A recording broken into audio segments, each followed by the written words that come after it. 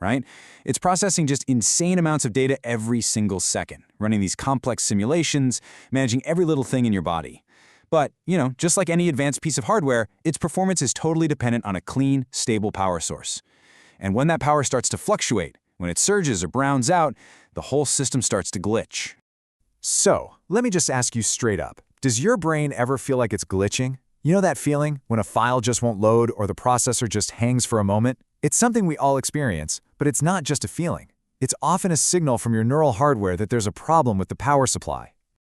And these glitches, they have names. We call them brain fog, trouble concentrating, that wave of fatigue that just hits you out of nowhere, or that really weird kind of paradoxical feeling of being wired but tired. But listen, these aren't personal failings. This isn't about a lack of willpower. These are system error codes. It's your brain's operating system telling you, hey, something is wrong with my fuel. And here we get to the absolute heart of the issue. That fuel is glucose. Your brain is a glucose-guzzling machine. It burns through about 20% of your body's total energy. But here's the critical design flaw, if you want to call it that.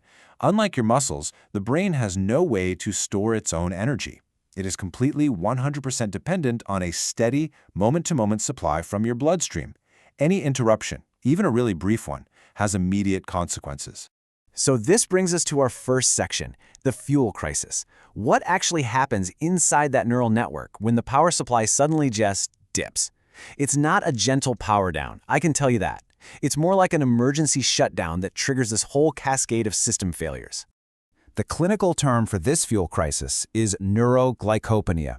Let's just break that down really quick. Neuro for brain, glyco for glucose, and penia for a deficiency. It's a very precise medical description for a state where your brain is literally starving for energy. And when that happens, neurons start to malfunction, and it can alter your very thoughts and behavior. And the impact is not subtle at all. We're not just talking about feeling a bit foggy here. As you can see from this list, neuroglycopenia can show up as severely impaired judgment, sudden rage, confusion, even slurred speech and incoordination. Symptoms that are often mistaken for being drunk. In the worst cases, it leads to stupor, coma, and it can even be fatal. This is the raw neurological reality of a brain going offline. Okay, but here's where it gets really, really interesting. The damage isn't just from these critical lows.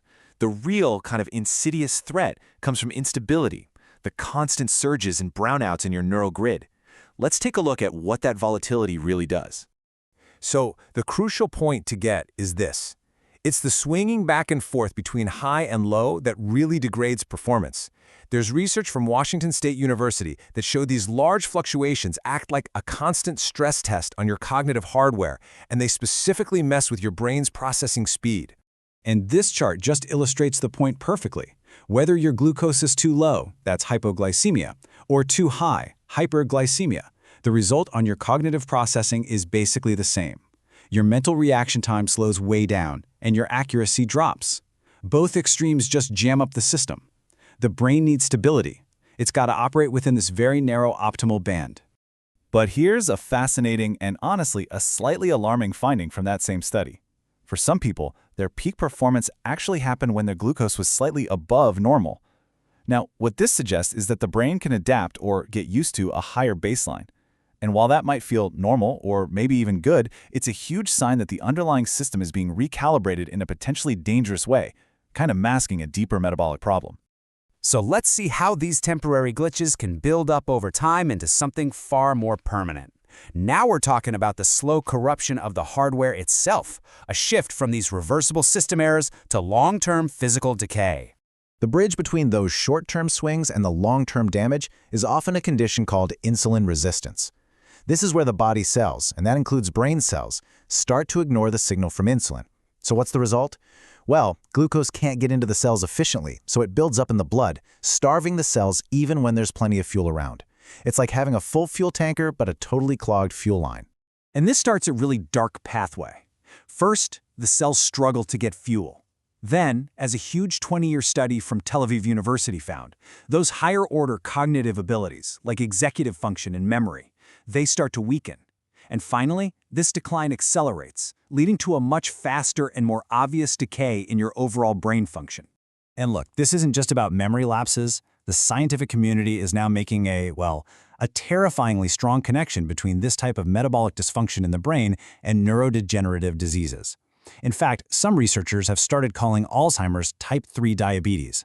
That just shows you how fundamental this link between glucose and brain health really is. This brings us to the final and, maybe the most disturbing part of this whole story. What happens when the system gets so used to being in a crisis that it just disables its own alarm bells? This is the silent threat. When the brain is repeatedly exposed to these low glucose brownouts, it starts a survival protocol. It begins to adapt. But this isn't a healthy adaptation at all. It's a really dangerous recalibration that's born out of repeated stress. And here is that adaptation spelled out. The brain habituates. It just gets used to running on fumes. So those noticeable warning signals, the shakiness, the anxiety, the fogginess, they begin to fade. The alarms go quiet. Even as the neuroglycopenic impairment, the actual damage to your neurons, continues silently in the background. This phenomenon actually has a name. It's called hypoglycemia unawareness. The threshold for triggering an alarm gets lower and lower until it's pretty much gone. You don't feel the dip anymore. You don't get the warning that your cognitive function is about to go offline. And that lack of symptoms creates this false sense of security, all while the risk of a severe, catastrophic event just keeps going up. And that leaves us with one final, pretty unsettling question. The error codes have been disabled. The check engine light is off. The pilot is no longer getting the stall warning. If your brain's own meticulously designed alarm system goes silent, how would you ever know you're in danger?